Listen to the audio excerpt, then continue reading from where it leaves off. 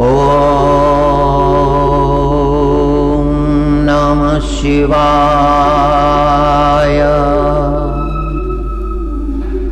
ॐ नमः शिवाय।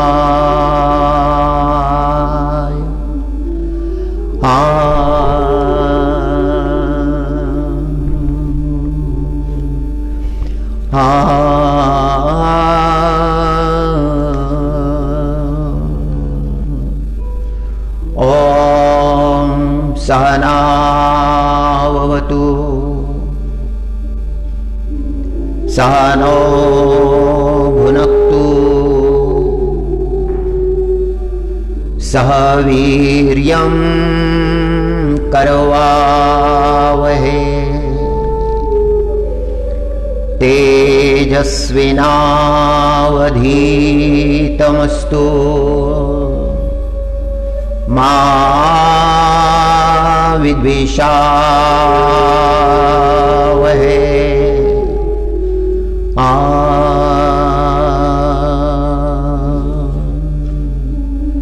हरि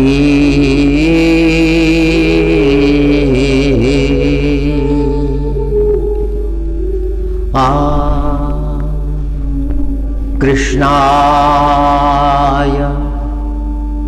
वासुदेवाय हरे परमात्मने प्रणतक्लेशनाशाय श्रीकृष्णाय वयं नुमः।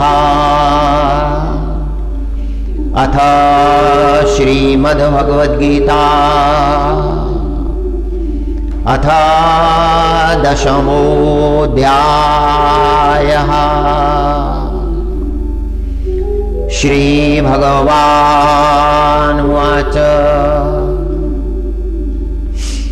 अहं सर्वस्य प्रभो मत्तः सर्वं प्रवर्तते इति मत्वा न भजन्ते मां बुधा भावसमन्विताः।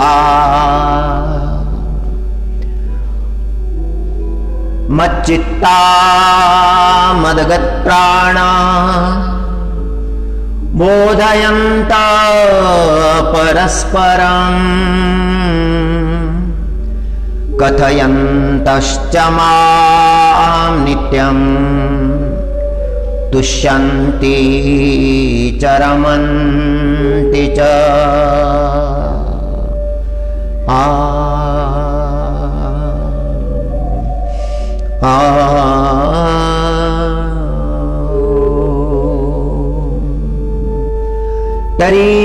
तरीमीचेका सर्वा या जगा जन्म पांडवा आणि मजपासुनी आघवा निर्वाहो यांचा। ओम श्री भगवान जी श्रीमद् भगवद गीता में अर्जुन जी महाराज से कहते हैं कि परमात्मा ही सर्वेश सर्वा है। यह सारा जगत परमात्मा से ही प्रकट हुआ है और सारा जगत परमात्मा में ही स्थिर है।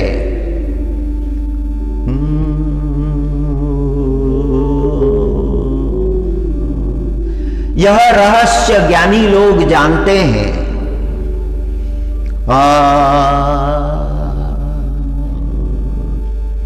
ऐसे जे निज ज्ञानी खेळता सुखे त्रिभुवनी जगद्रूपामनी साठवणी माते और ऐसे साक्षात्कारी संत महात्मा साधक गण है, परमात्मा के इस दिव्य रहस्य को जानते हैं, हर तरफ परमात्मा का दर्शन करते हैं, अपने अंतकरण में परमात्मा को देखते हैं, सारे जगत में परमात्मा को देखते हैं। जगत में जो जो है वह सब परमात्मा स्वरूप है। जे जे भेटे भूत ते ते मानी जय भगवंत, हा भक्ति योगो निश्चित जान माझा। जो जो दिखाई देता है वह सब परमात्मा स्वरूप है। वासुदेव सर्वम इति, वासुदेव सर्वम इति। हरि गोविंद हरि गोविंद हरि गोविंद।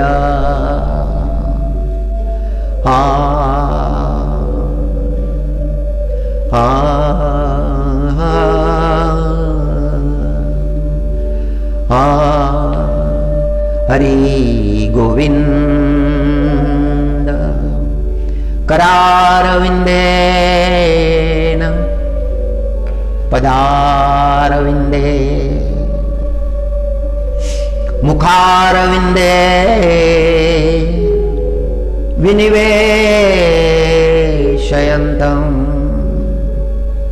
वटस्य पत्रस्य पुटे शयानं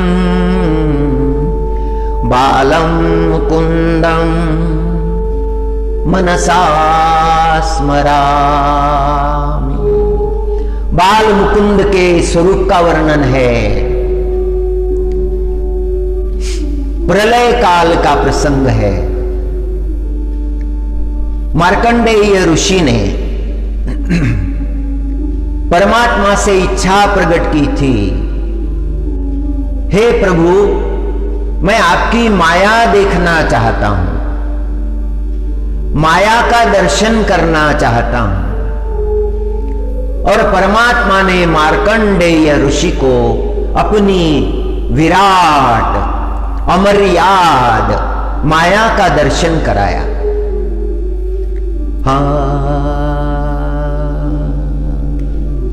हरि हरि।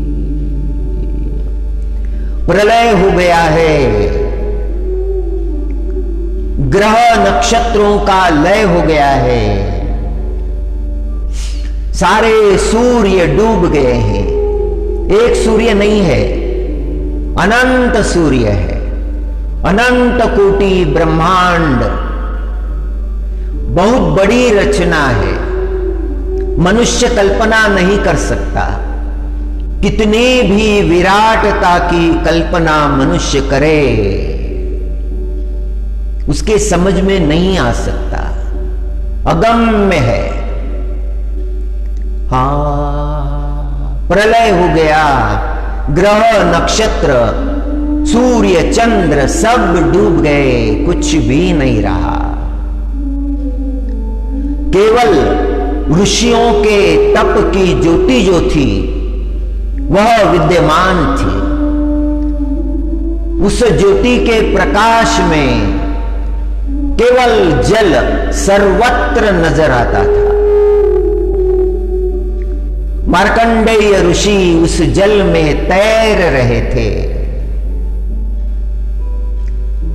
मार्कंडेय ऋषि ने देखा बड़े बड़े सरीसृप, विशालकाय जलजीव उनको नजर आने लगे। देखकर भयभीत हो गए और उस समुद्र के जल पर एक वटवृक्ष का पत्र तैर रहा था। लहरों के थपेड़े उसे लग रहे थे। वटवृक्ष का वो पत्र बहता हुआ मार्कंडेय ऋषि की ओर आ रहा था और उस वटपत्र पर मार्कंडेय ऋषि ने एक छोटा सा तेजस्वी बालक बाल मुकुंद को देखा। अंग से प्रकाश निकल रहा था। मार्कंडेय ऋषि चकित हो गए। वटवृक्ष का पत्र तैरता हुआ और उस पर वो छोटा सा बालक बाल मुकुंद उनके दर्शन हो रहे हैं। और जैसा जैसा वटपत्र निकट आ रहा है, वटपत्र भी बड़ा हो रहा है। वटपत्र पर बैठे हुए बाल मुकुंद भी बड़े हो रहे हैं।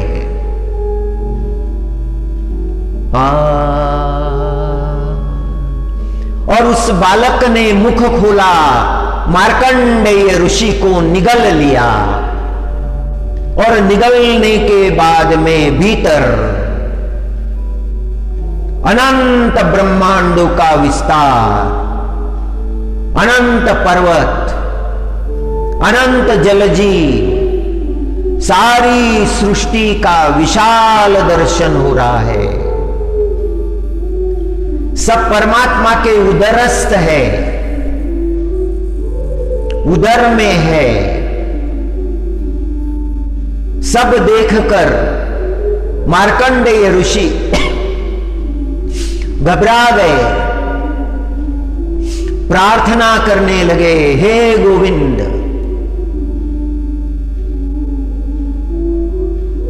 मुझे इससे मुक्त करो।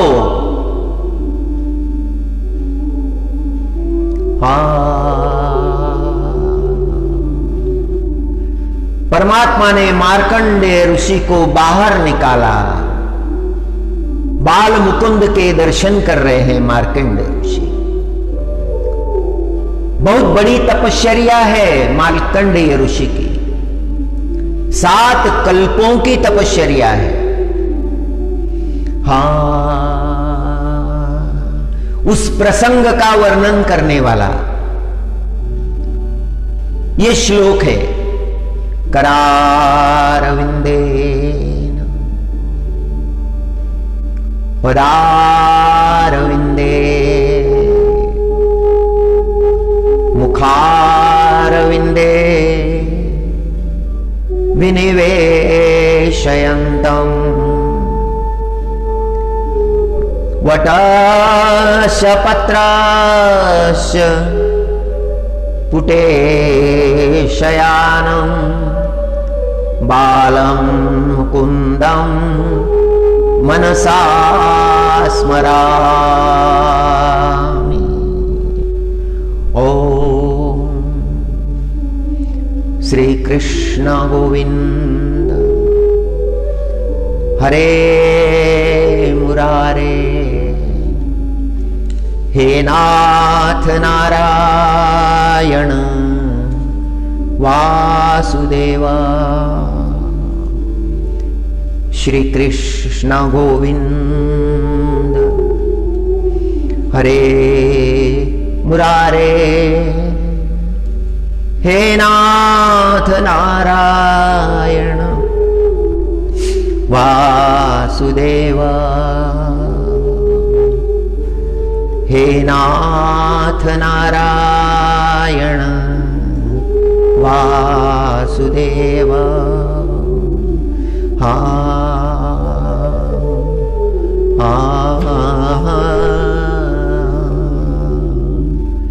हरे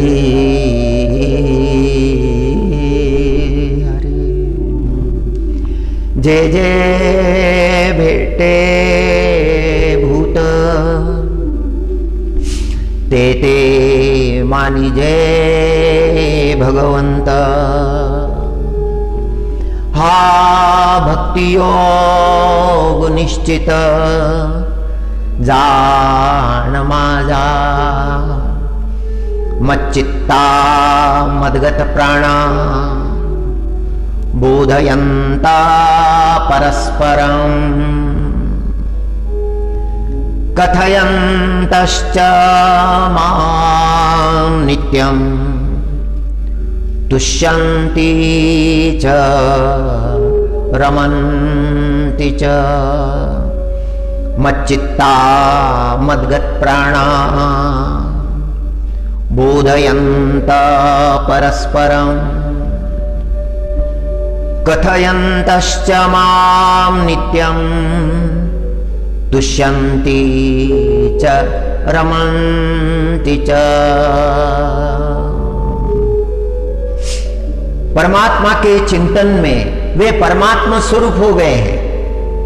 भक्तों का वर्णन कर रहे हैं परमात्मा, जिन भक्तों ने अपना मन प्राण सब प्रभु को समर्पित कर दिया है, केवल परमात्मा का ही स्मरण करते हैं, केवल परमात्मा का ही चिंतन करते हैं। परमात्मा के सिवा उनके जीवन में दूसरा कोई प्रसंग ही नहीं है।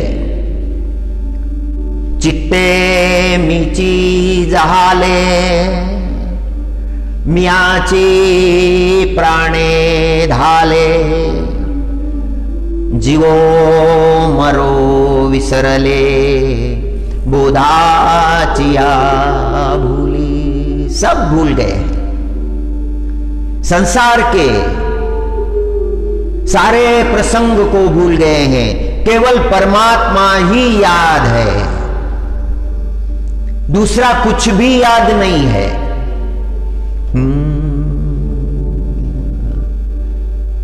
मागणे ते मागो देवा करू भक्ती त्यांची सेवा। परमात्मा से इतना ही मांगना है कि हे परमात्मा आपकी सेवा मिले, मेरे मन में कोई दूसरा विचार ना आए।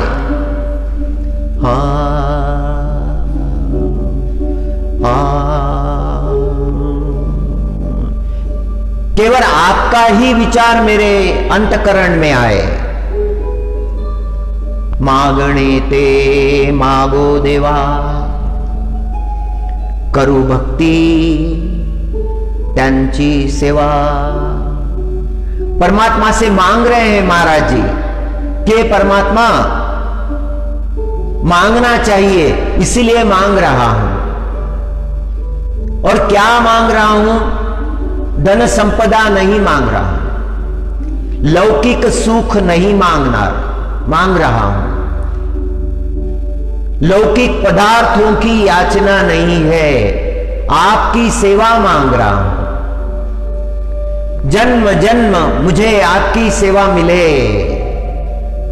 जहां भी मेरा जन्म हो, जिस किसी भूमि में मेरा जन्म हो, जिस किसी योनि में मेरा जन्म हो, हे परमात्मा मुझे आपकी सेवा मिले।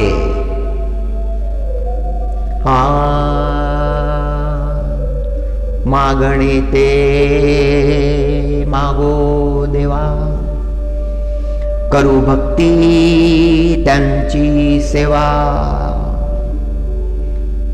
हे परमात्मा आपके पास किस चीज की कमी है? क्या कमी है आपके पास?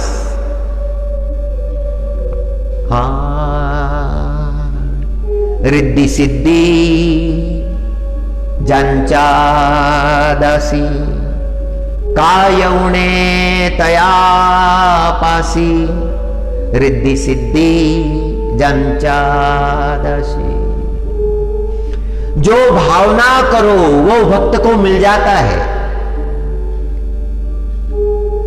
जो इच्छा करो वो भक्त को मिल जाता है।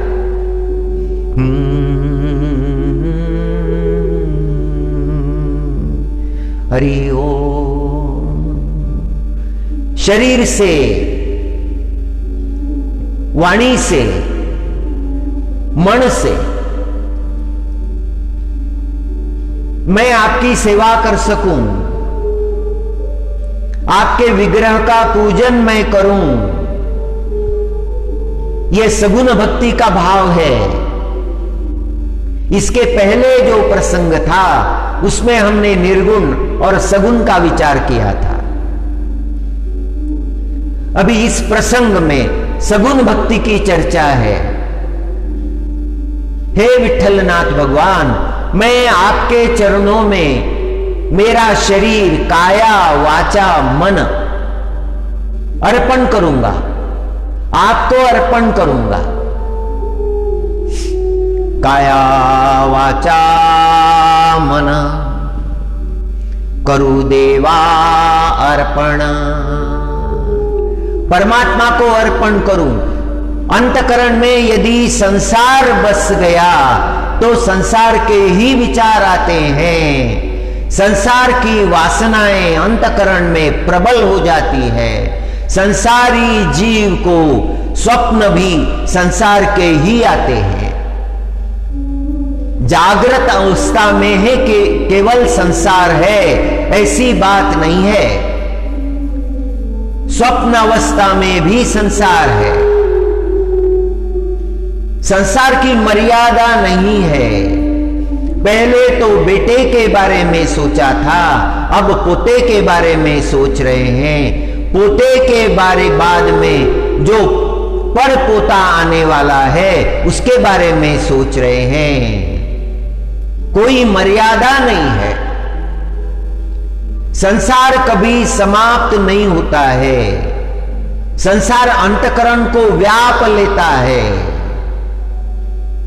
सारा जीवन मोहग्रस्त हो जाता है, तृष्णाएं बढ़ती ही जाती है। जो चित्त शुद्ध हो गया, जिसमें तृष्णाएं नहीं रही, जिसमें वासनाएं नहीं रही, तृष्णाओं की निर्जला हो गई, वासनाओं की निर्जला हो गई। निर्जला शब्द बड़ा महत्व का है, बड़े गहरे अर्थ को प्रकट करने वाला है। वासनाओं को जल ना मिले, वासनाओं का पोषण यदि ना हो, तो जो वासना उपजी थी वो लय को प्राप्त होती है, उनका विलय हो जाता है। तृष्णाओं का विलय हो जाता है। तृष्णाएं यदि बलवान है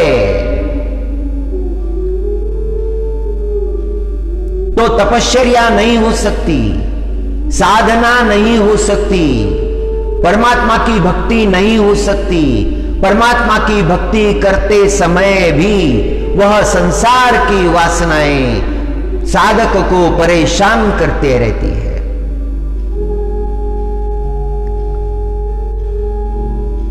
भगवान के गुण वर्णन का श्रवण कर रहे हैं, फोन बजने लगते हैं और चित्त उधर चला जाता है। काम का बोलना होगा, महत्व का बोलना होगा, जो अभी तक सुना है वह विसर्जित हो जाता है। ना तो संसार हो रहा है, ना तो परमार्थ हो रहा है। हाँ, काया वाचा मन करु देवा अर्पण, मागणे ते मागो देवा, करू भक्ती त्यांची सेवा। काय उणे तयापासी, रिद्धी सिद्धी ज्याच्या दासी। काय उणे तयापासी, रिद्धी सिद्धी ज्यांच्या दासी।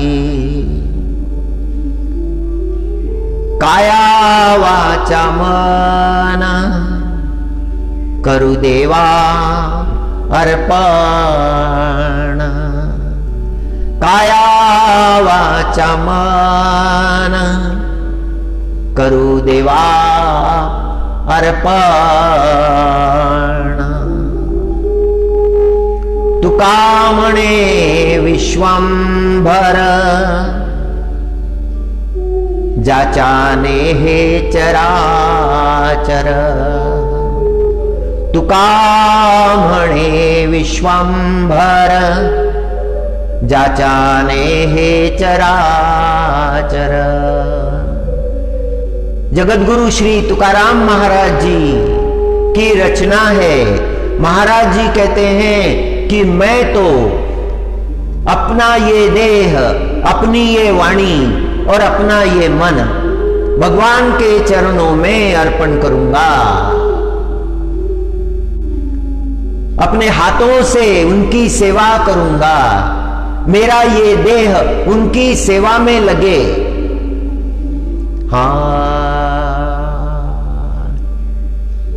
वह देह धन्य है जो परमात्मा की सेवा में लगा हुआ है।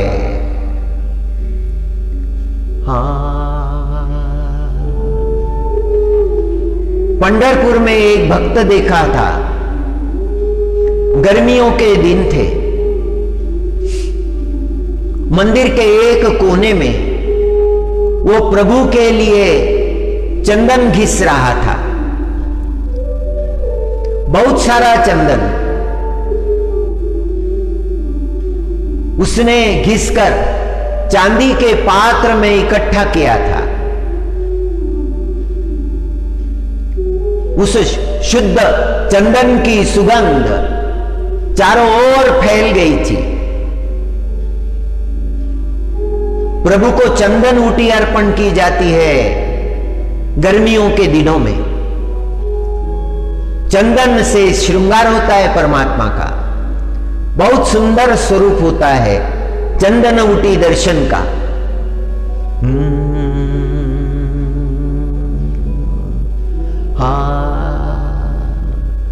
जब हमने उससे बात की तो उसने कहा कि मेरा जीवन कृतार्थ हो गया। परमात्मा के लिए चंदन घिसने का काम मैं कर रहा हूं और इतने आनंद के साथ, इतनी प्रसन्नता के साथ प्रभु के लिए चंदन घिस रहा हूं। हमने कहा कि तुम्हारे जीवन में पूर्व जन्म के पुण्यों के सुगंध का चंदन पहले से ही है। आपका जीवन चंदन जैसा ही है, सुगंध देने वाला है। वह जीवन किस काम का जो परमात्मा की सेवा में नहीं लगता है। वह शरीर किस काम का। बड़ा सुंदर मिला है शरीर, स्वास्थ्य भी अच्छा है, किंतु परमात्मा की सेवा प्राप्त नहीं है। उस शरीर का क्या उपयोग है। There should be meaning to the life.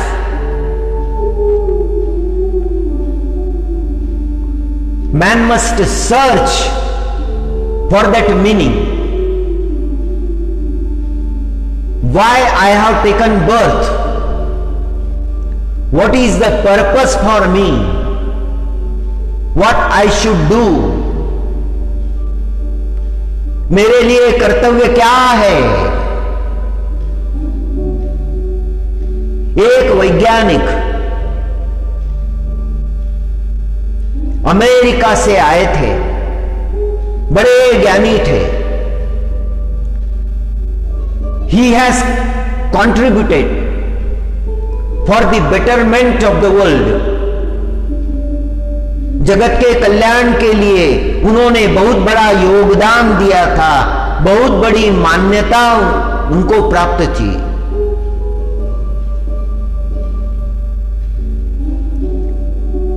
He has contributed in the atomic energy research.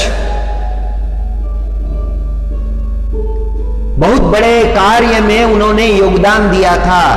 जब भारत आए, भारत आने के बाद में एक आश्रम में उनका जाना हुआ, वहां के मंदिर, वहां की सेवा, वहां निवास करने वाले साधु सन्यासी, उनको उन्होंने देखा। उन साधुओं के मुखमंडल पर जो आनंद था, जो तपश्चर्या का तेज था, उन्हें देखकर वो चकित हो गए। उन्हें आश्चर्य हो गया, क्या है इन साधुओं के पास, जिनके चेहरे इतने तेजोमय लग रहे हैं, महिमा मंडित लग रहे हैं। और जब उन्हें उनसे बात करने का प्रयत्न किया, उनकी बातें सुनने लगे, समझने लगे, वो समझने के बाद उन्हें विश्वास हो गया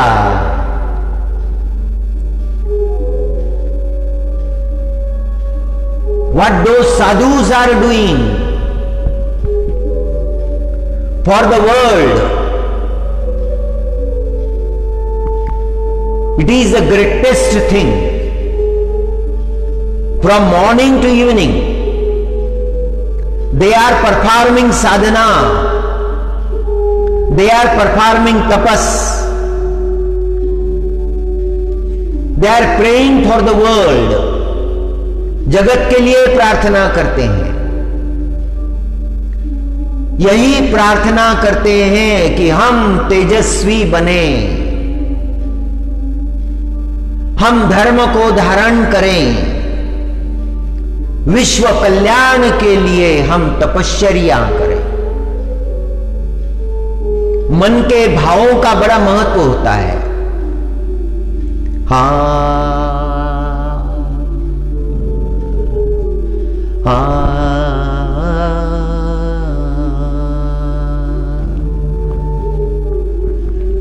ज्ञानेश्वर महाराज जी ने कहा है, चित्ते मीची जहाले, उनके चित्त में परमात्मा है, उनका चित्त परमात्मा स्वरूप हो गया है। मियाची प्राणे धाले, उनके मन प्राण में केवल परमात्मा ही है। जीवो मरो विसरले बोधाचिया भूली। 100 साल हो गए हैं, उससे अधिक ही हो गए होंगे। नर्मदा जी के तट पर श्री ओंकारेश्वर धाम में एक बंगाली बाबा तपश्चर्या करते थे, एक गुफा में तपश्चर्या करते थे।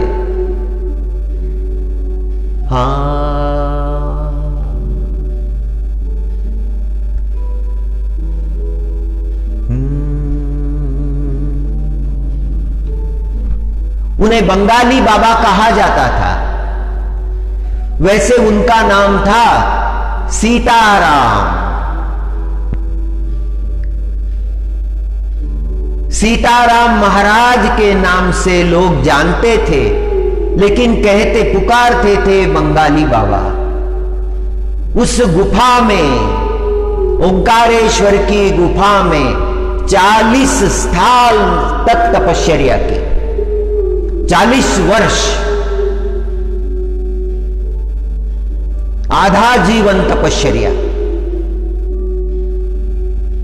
शिव भगवान का ध्यान।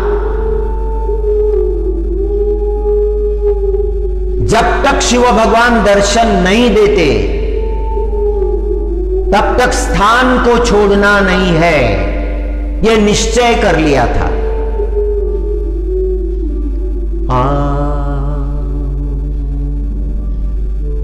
अखंड शिव स्मरण, भूख प्यास भूल गए।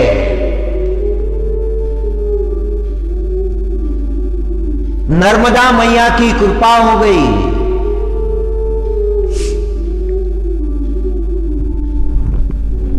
इतने सालों से वहां रह रहे हैं, इसीलिए लोग कहने लगे सीताराम ओंकार नाथ। लोगों ने ये नाम दे दिया। लोग आते, उनके चरणों में वंदन करते, उनको शिव स्वरूप ही देखते। अपने परिवार को लेकर आते, उनके चरणों में वंदन करते और आपस में चर्चा करते कि आप साक्षात शिव हैं। शिव भगवान का चिंतन करते करते करते बंगाली बाबा सीताराम ओंकारनाथ शिव जैसे ही दिखने लगे। संतों की चर्चा करनी चाहिए, जिन्होंने साधना की है उनकी चर्चा करनी चाहिए। व्यर्थ लोगों की चर्चा करने से क्या लाभ है?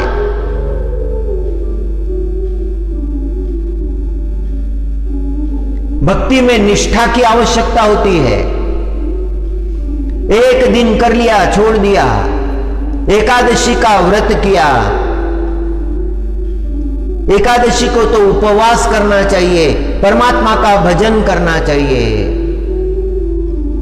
नाम संकीर्तन करना चाहिए, ग्रंथ पारायण करना चाहिए। हाँ, घर में नहीं होता है। घर में कहां होगा? घर के लोग कहां करने देंगे? एकांत स्थान चाहिए। एक दिन तो हमसे परमात्मा का चिंतन हो। संसार तो सारे साल चल रहा है, हर समय चल रहा है, आठों याम चल रहा है, जागते ही आरंभ हो जाता है, सोने तक और स्वप्न में भी उस संसार का नियोजन चलते रहता है।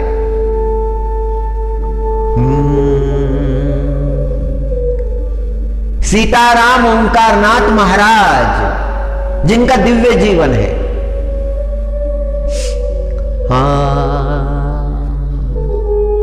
चित्ते मीची जहाले मियाची प्राणे धाले, जीवा जीवो मरो विसरलिये, बोधाची आहुली सब भूल गए हैं। ऋषिकेश के श्री हनुमान दास जी महाराज पोद्दार, इनकी भाव अवस्था भी वैसी ही थी। ये सामान्य महात्मा नहीं है।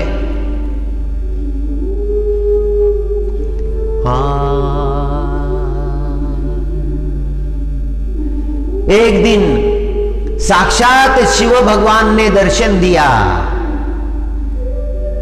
प्रकट हो गए सीताराम। शिव भगवान ने पुकारा, महाराज जी ने आंखें खोली, साक्षात शिव भगवान को सन्मुख देखा। यह प्रसंग सगुण भक्ति का है। एक बालक ने कहा था उसके गुरु से, गुरु ने उसे बताया था साधना कैसी करनी है। बालक ने साधना की थी, किंतु फल तुरंत चाहता था। उसकी साधना परिपक्व नहीं हुई थी। इसीलिए गुरु ने पूछा, गुरु के चरणों में उसने दंडवत किया। गुरु ने पूछा साधना कैसे चल रही है? उसने कहा कर तो बहुत रहा हूं, लेकिन अभी तक कुछ फलित नहीं हुआ। मेरा चित्त भी एकाग्र नहीं हुआ है।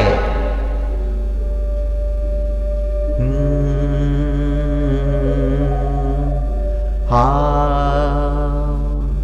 गुरु महाराज कहने लगे, जब तक चित्त एकाग्र नहीं होता, एकाग्रता नहीं आती, तब तक साधना सफल नहीं होगी।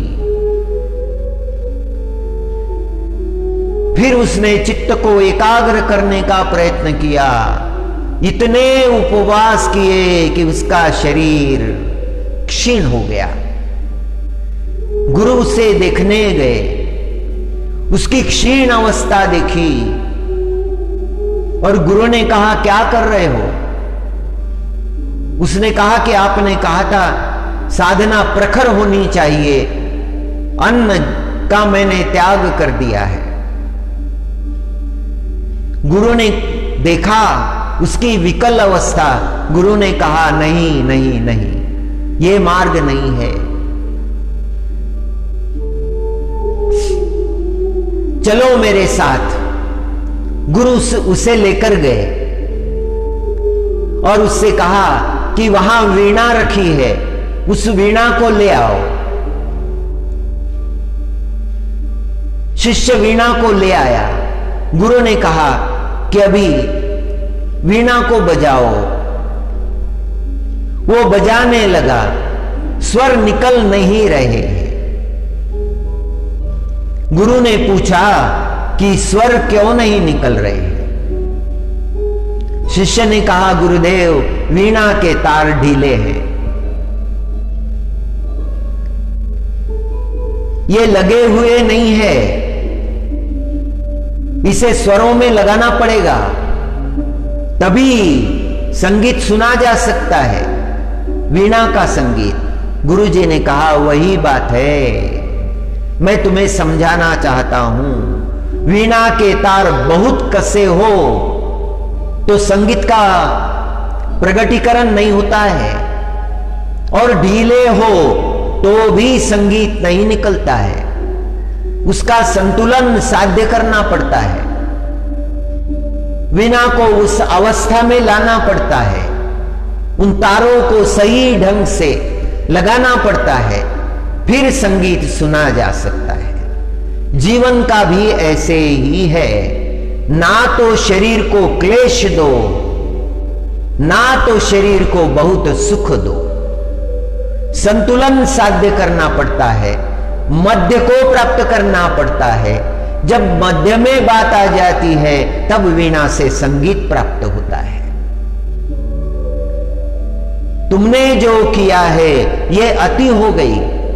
तुम्हें भोजन लेना चाहिए, एक बार लेना चाहिए, भरपेट नहीं, थोड़ा कम, किंतु एक भोजन अवश्य करना चाहिए।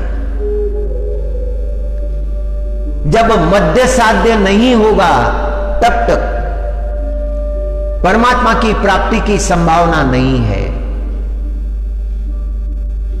जैसे जैसे गुरुजी ने उपदेश किया, बालक वैसे ही करता गया और एक दिन वह भी सिद्ध महात्मा बन गया।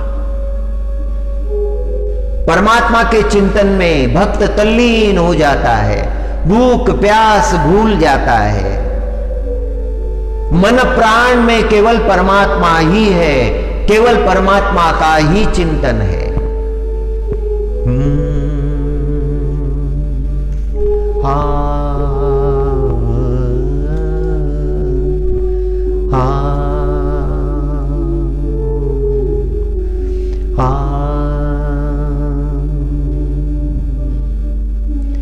आत्यंतिकं व्याधिहरं जनानां चिकित्सकं वेदविदो वदन्ति। ज्ञानी लोग बताते हैं कि सारे दुखों को दूर करने वाला भगवान नाम है, सारे क्लेशों को दूर करने वाला, सारी व्याधियों को हरने वाला, मन के रोग मिटाने वाला, संसार में जो ताप है उनको दूर करने वाला भगवान नाम है। शिव भगवान श्री सीताराम ओंकारनाथ महाराज के सामने प्रकट हो गए और कहने लगे, तुम्हें वरदान देने के लिए आया हूं, क्या इच्छा है? हाथ जोड़ लिए महाराज जी ने शिव भगवान से कहा, प्रभु मुझे कुछ नहीं चाहिए,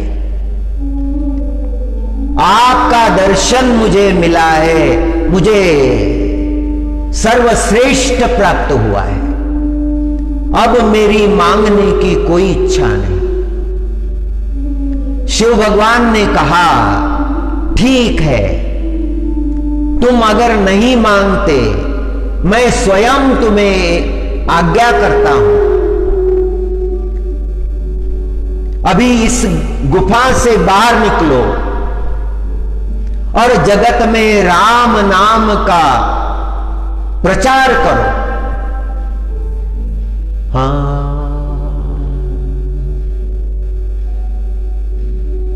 श्री राम कहो,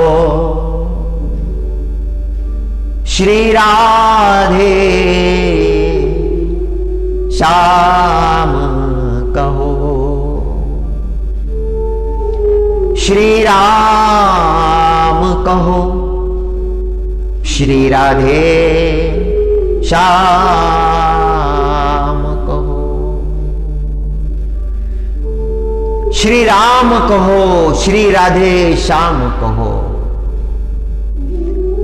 और फिर महाराज जी गुफा से निकले, सारे भारत में भ्रमण करने लगे,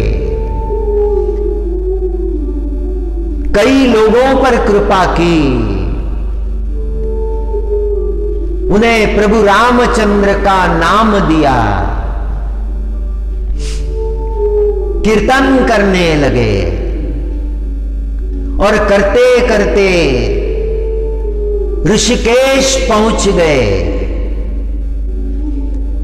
गंगा जी का स्नान किया, गंगा जी की बालू में लेटे थे,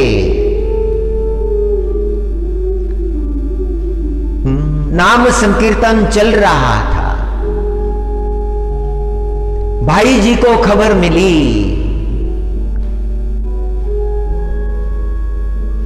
हनुमान दास जी पोद्दार भाई जी, परम पूजनीय भाई जी पुष्पमाला लेकर आए, गंगा जी के बालू में पड़े हुए महात्मा के सन्मुख खड़े हो गए।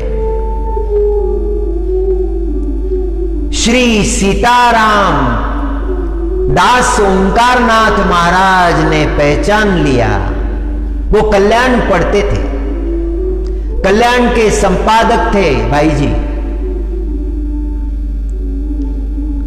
और भाई जी के सुंदर लेख कल्याण में आते थे। महाराज जी ने पहचान लिया, आप भाई जी हैं। महाराज जी को इतनी प्रसन्नता हुई, जिनके लेख मैंने कल्याण में पढ़े उनका मुझे आज दर्शन हो रहा है। भगवान की भक्ति में जिनका अंतकरण सरोबार हो चुका था, वे श्री भाई जी। भाई जी निकट आए, सीताराम ओंकारनाथ महाराज खड़े हो गए, भाई जी ने उनके गले में पुष्पमाला पहनाई और चरणों में दंडवत किया। सीताराम जी महाराज कहने लगे, भाई जी आपको दंडवत नहीं करना चाहिए, वंदन नहीं करना चाहिए, वंदन तो मुझे करना चाहिए। आपने जो कार्य किया है, धर्म का प्रचार करने के लिए, शास्त्रों का प्रचार करने के लिए जो कार्य आपने किया है, उसका वर्णन नहीं हो सकता। आपको मैं वंदन करता हूं, आपके कार्य को वंदन करता हूं। आपने तो भक्तों के कल्याण के लिए ज्ञान का समुद्र प्रकट कर दिया है। भाई जी का गौरव किया। भाई जी को भी बड़ी प्रसन्नता हुई। भाई जी कुटिया में ले गए। श्री सीताराम ओंकारनाथ महाराज की सेवा की। फिर ग्रंथालय दिखाने ले गए। वहां पर रखे हुए ग्रंथ, महाराज जी का भक्ति भाव ऐसा था कि हर ग्रंथ को महाराज जी वंदन करते थे। ग्रंथ देखते जा रहे थे, वंदन करते जा रहे थे। एक जगह आए, वहां पर रामचरितमानस रखा हुआ था।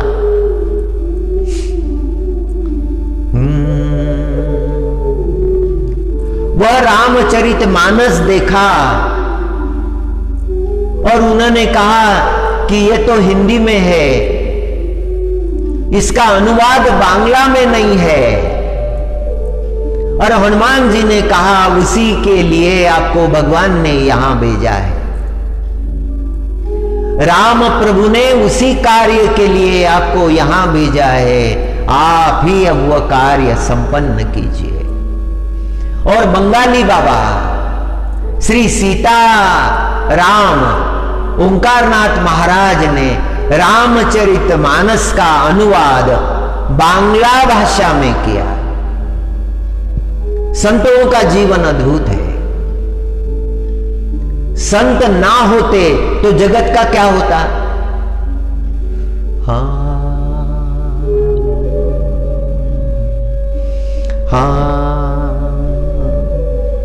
चित्ते मिची जहाले मियाची प्राणे ढाले जीवो मरो विसरलिए बोधाचिया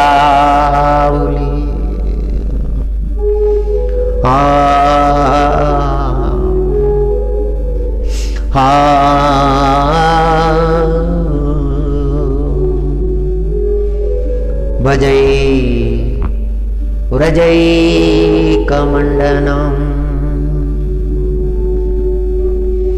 भजै व्रजै कमंडनम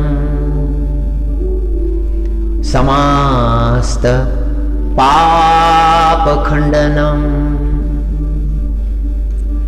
स्वभक्त चित्तरंजनम सदैव नंदनंदनम सुफेच्छ गुच्छमस्तकं सुनाद वेणुहस्तकम्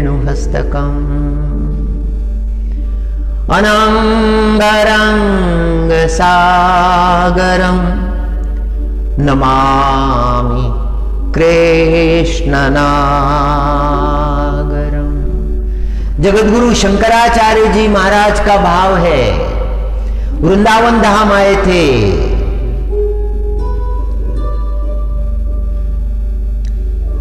बद्रीनाथ जी से लौटते समय वृंदावन धाम आए थे। वृंदावन धाम का दर्शन किया था, ब्रजमंडल का दर्शन किया था, यमुना महारानी का दर्शन किया था। उनका अंतकरण कृष्ण भक्ति से भर गया और भावपूर्ण अवस्था में महाराज जी गाने लगे, भजै व्रजैक मंडनम समास्त पाप खंडनम स्वभक्त चित्त रंजनम सदैव नंदनंदनम। सर्वत्र कृष्ण परमात्मा के दर्शन होने लगे। अंतकरण का जैसा भाव है वैसा दिखता है। अंतकरण का जैसा भाव है वैसी प्राप्ति होती है।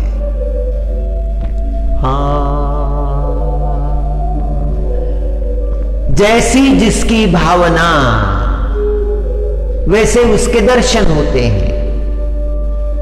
ब्रजमंडल की उस दिव्य भूमि में, अंतकरण में कृष्ण परमात्मा के दिव्य संस्कार प्रकट हुए, स्पंदन प्रकट हुए, उन भावों ने गायन आरंभ किया। परमात्मा के स्वरूप का वर्णन है, उपदेश कर रहे हैं कि जीवन में कृष्ण चंद्र का भजन करना चाहिए।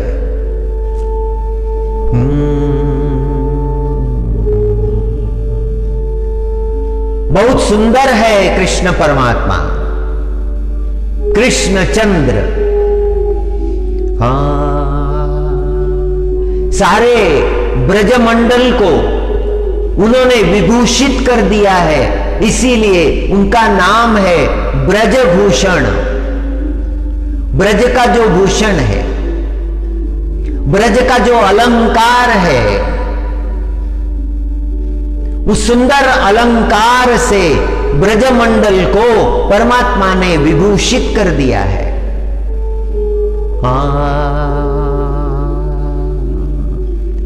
और जो श्री कृष्ण परमात्मा का भजन करता है, कृष्ण नाम लेता है, उसके जीवन के समस्त पाप नष्ट हो जाते हैं, पापों का लय हो जाता है। इसीलिए कहा है समस्त पाप खंडनम।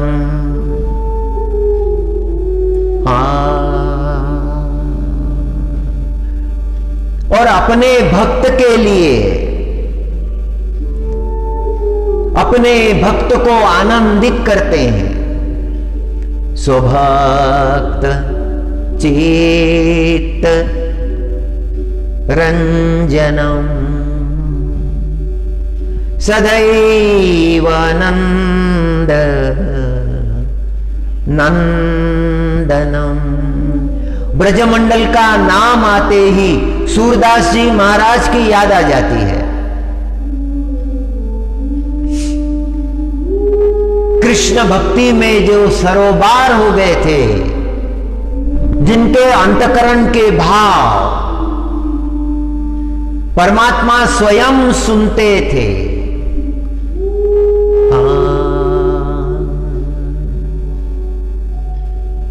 सूरदास जी महाराज एक तारे पर कृष्ण नाम का गायन कर रहे हैं, और जिनका गायन कर रहे हैं वह परमात्मा सन्मुख बैठे हुए हैं और वो सुन रहे हैं। बड़ा भक्ति भावपूर्ण प्रसंग है। सूरदास जी महाराज गायन करते हैं और परमात्मा सुनते हैं। भक्त के अंतकरण के भाव परमात्मा सुनते हैं।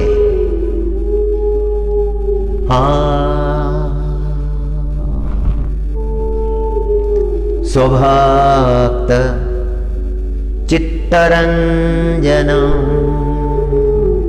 अपने भक्त का चित्त आनंदित करने के लिए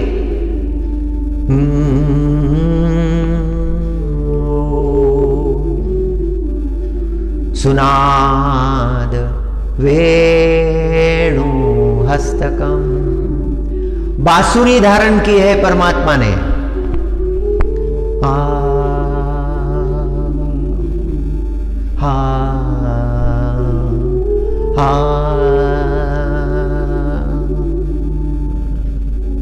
सुंदरता के समुद्र है परमात्मा, अथांग समुद्र, और छोर समझ में नहीं आता है कितना बड़ा है। और रूप के समुद्र है, अनंग। अनंग कामदेव को कहते हैं।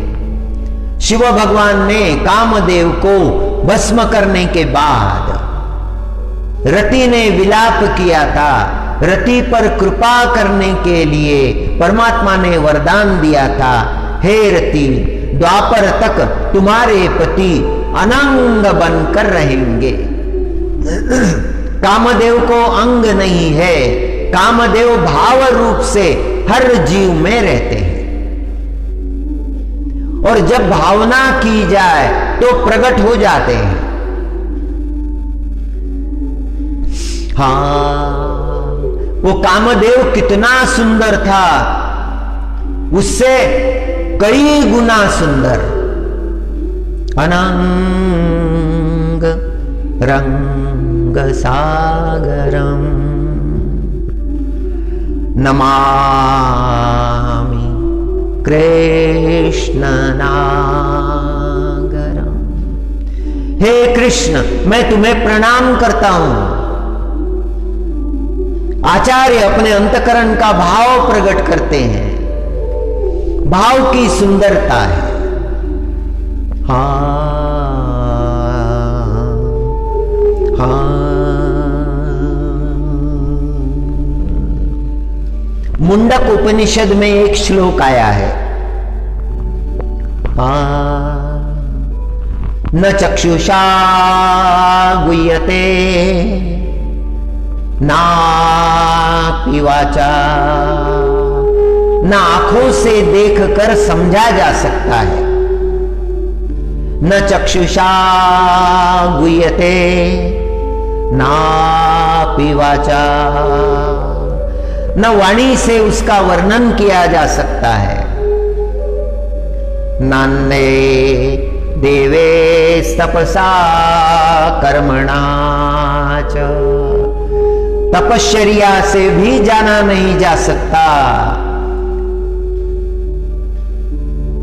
यज्ञ कर्मक अनुष्ठान करने से भी जानना कठिन है। ज्ञान प्रसादेन कैसे जाना जा सकता है? ज्ञान प्रसादेन विशुद्ध सत्वस्ततस्ततु, ज्ञान से जाना जा सकता है। एकाग्रता से, ज्ञान की एकाग्रता से समझा जा सकता है, झलक मिल सकती है। तम पश्यते निष्कलम ध्यायमानः। परमात्मा के जानने के संबंध में मुंडकोपनिषद का एक श्लोक है। कामनांचा करो त्याग, कामनाओं का त्याग कर दिया है, कोई इच्छा नहीं रही, कोई कामना नहीं रही।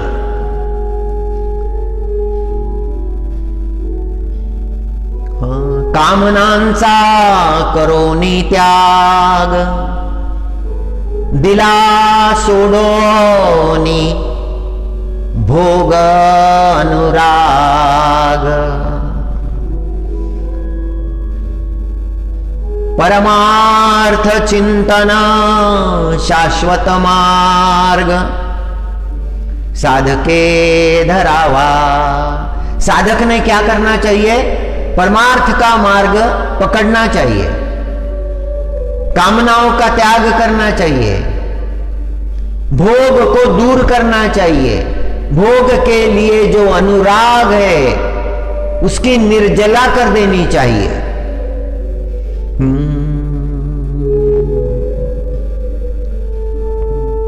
और भगवत चिंतन का जो मार्ग है, जो अनादि काल से चलता आ रहा है,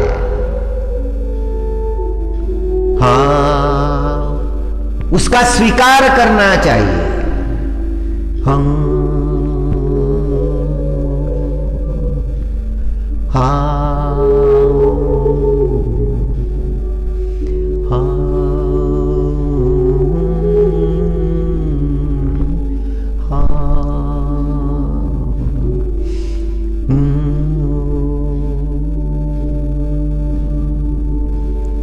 हाँ शुद्धि से साधना सफल होती है।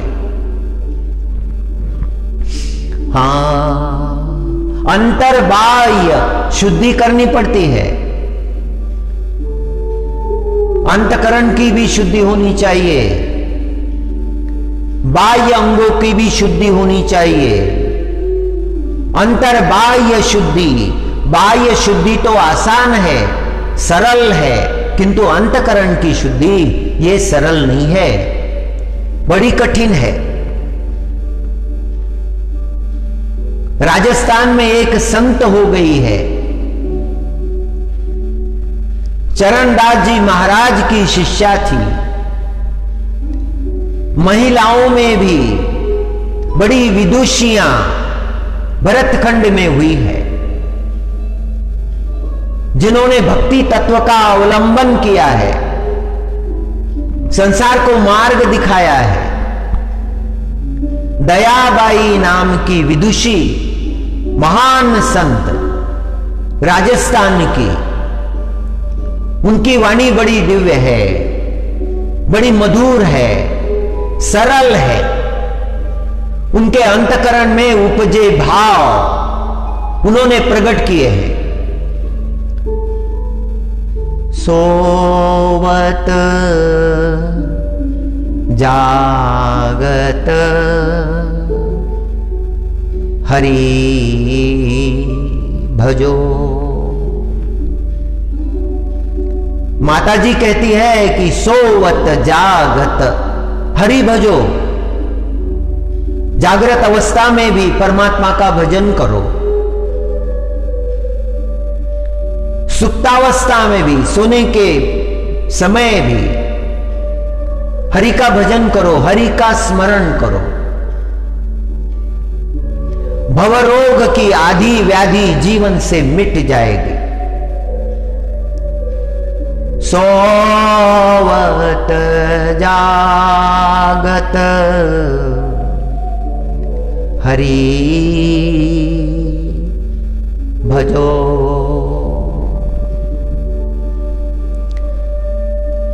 हरि हृदय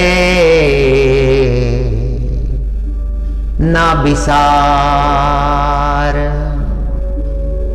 हरि को भूलो मत,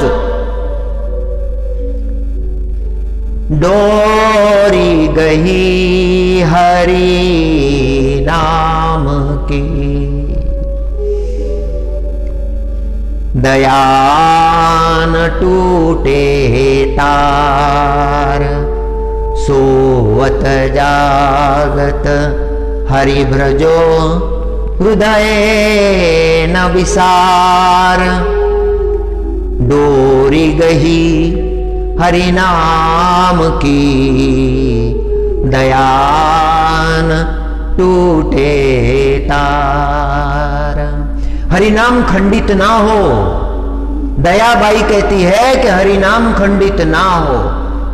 ऋषि मुनियों ने जो शास्त्र बताया है, उसी शास्त्र का उच्चार दयाबाई करती है।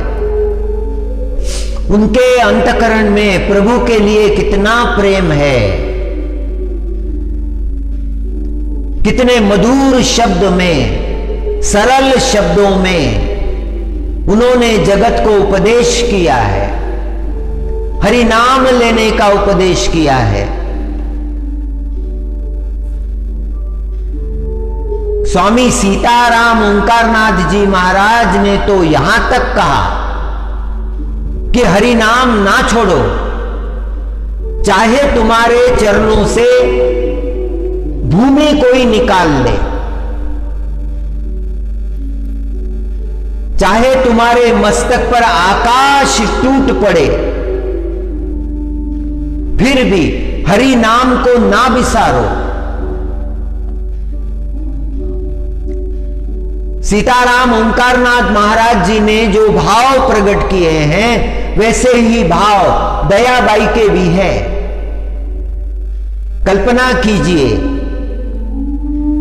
कैसी रहती होगी। स्त्री के लिए कितने बंधन थे, उन बंधनों में रहकर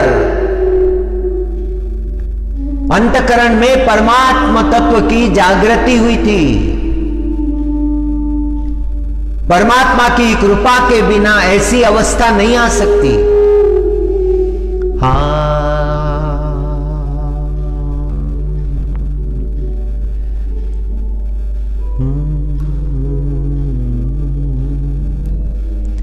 दया देह से नेहत जी,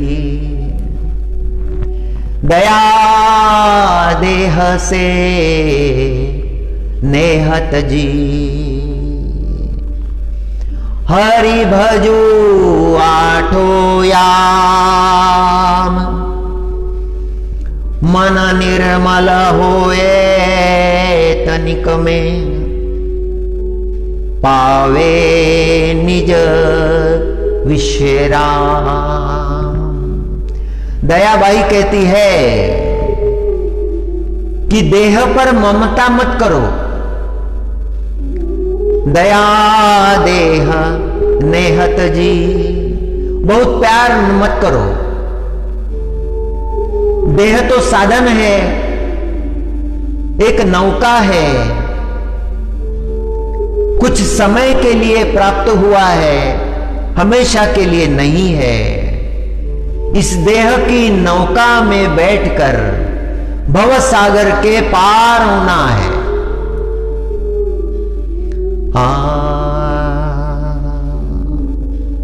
दया देह नेहत जी,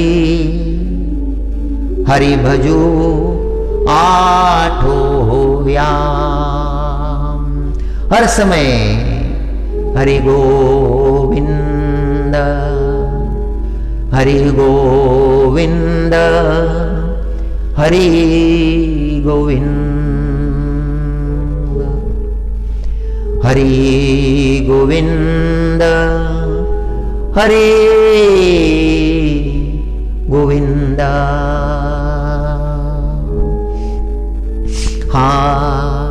दया देह से नेहत जी, हरि भजू आठो याम, मना निर्मल होवे तनिक में, पावे निज विश्राम।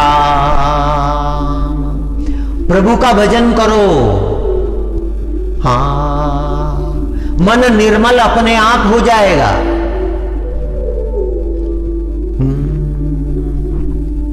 ममता बांधती है।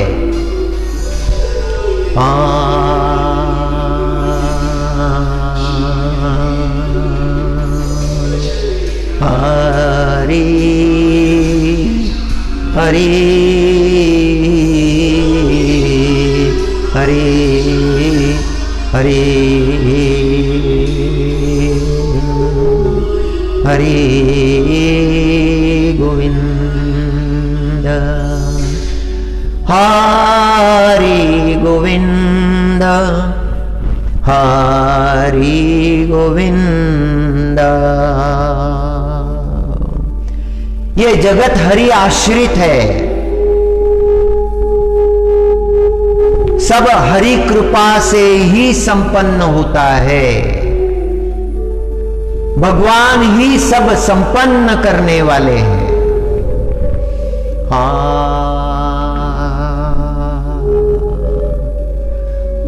उन भगवान के चरणों में शरणागति। भगवान ने स्वयं कहा है, अहम सर्वस्य प्रभो मत्ता सर्व प्रवर्तते इति मत्वा भजते मां बुधा भाव समन्विताः तरीमीचीक सर्वा या जगा जन्म पांडवा आणि मजची पासोनी आघवा निर्वाहो यांचा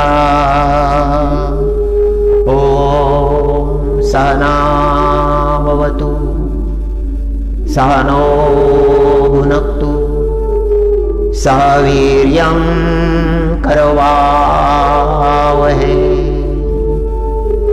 तेजस्विनावधीतमस्तु मा विद्विषावहै। ओम शांति शांति शांति। हरि ओम हरि ओम। नमो नारायणाय। ओम नमो